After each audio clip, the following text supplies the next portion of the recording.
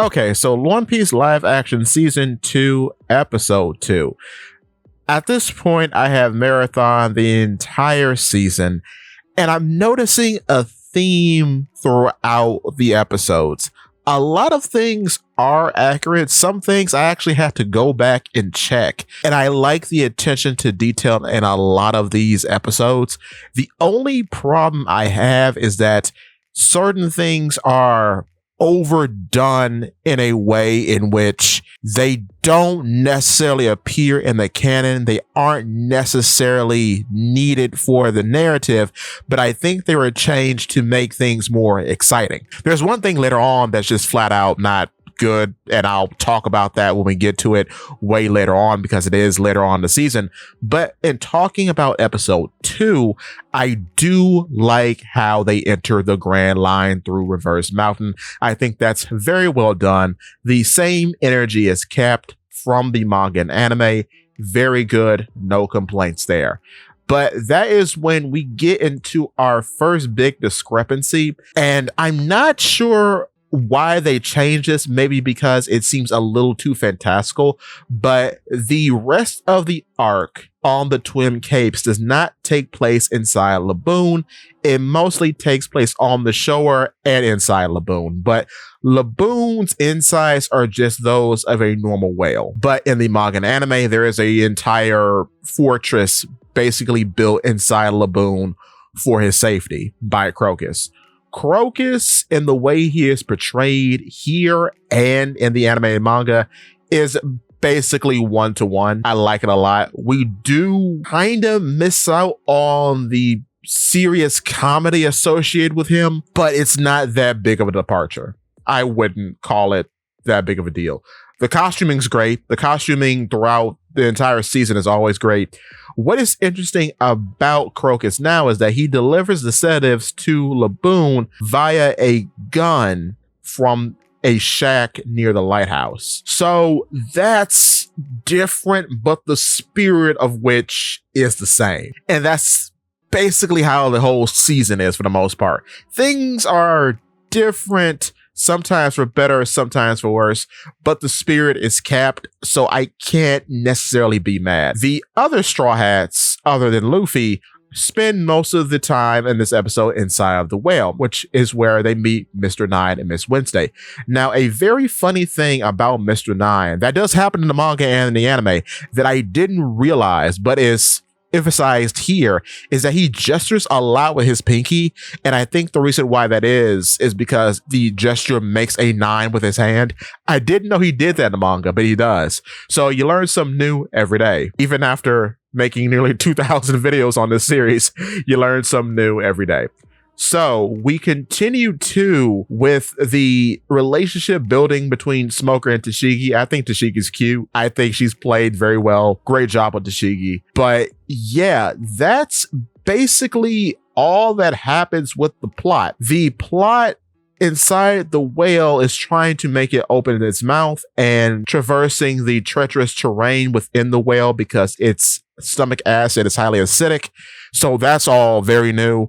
We do have a fight between Mr. Nine and Sanji, which is funny. But the interesting thing moving forward is that when we finally get the flashback of the Rumbar pirates, we do actually get to see Brook. I loved how Brook is portrayed. This warmed my heart. I like this a lot. I like it a lot. We also see the Yorkie, of course, but Brook took the cake for me. And how Laboon is depicted is actually pretty good.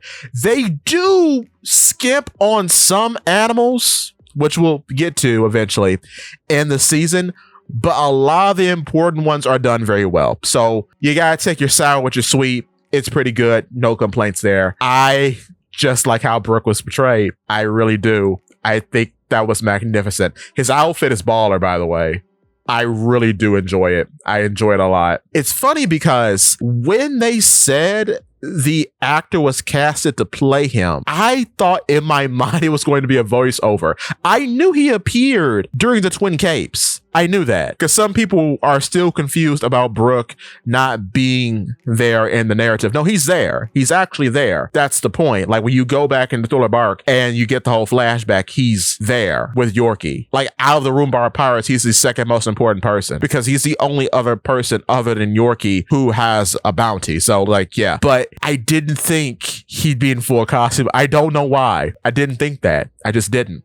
So I'm happy that he is here. Mr. Nine and Miss Wednesday, of course, are captured, but I do low-key like this weird breakdown you get between Garp and Smoker because you don't really get to see them interact that much in the manga. It's mostly just Smoker and Kuzan. So I like that. I like that a lot. I do. I'm not sure why I like it, but I like it because he builds up the same kind of rapport with Kuzan, and Kuzan has built that rapport up with Garp. So it's very familiar is what I'll say. I do enjoy it, but after all that is said and done, things basically end up in the same way that they do in the manga. However, I will say I do appreciate that they do use this time to explain the log poses after they're free from the whale. That's good. Now, how the crew escapes from the whale is different from the manga. So, because in the manga, he literally fights Laboon. He shoves the whole mast of the Mary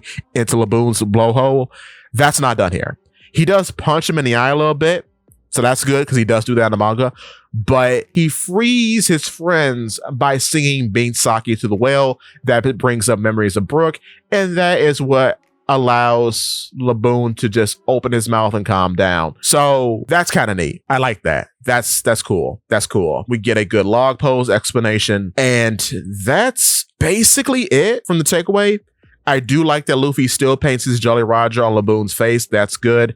You needed that. That was very important. But otherwise, yeah, a little weird that it doesn't take place within the whale, but it takes place within the whale. That's what I'm saying. It's like weird caveat. Like it's technically correct, but it's incorrect at the same time. I can't be too upset about it, but for what we got, it was good. And that's all I have to say about it. Costuming, as always, is top notch. Miss Wednesday looks great. Mr. Nine looks great. Here, it seems like Mr. Nine has tattoos of nines on his face instead of those just being marked. So that's a little weird because, of course, in the manga and anime, once time has passed, we see that those were just marks because when he's a father in the post-time skip, he doesn't have those marks anymore. So yeah, Miss Wednesday's outfit is a bit akin to what it is in the anime. She doesn't have the circle pattern on her bust and stomach. That's a little different, but again, not game breaking. So yeah, overall enjoyable. Nothing too big to complain about here. So with that being said, if you like what you see, please give this video a like. And if you want to see more content from me, hit the subscribe button followed by that bell so you never miss a video. On top of that, I would appreciate it if you hit the hype button. So with that being said, give me your thoughts and tell your friends about Polypede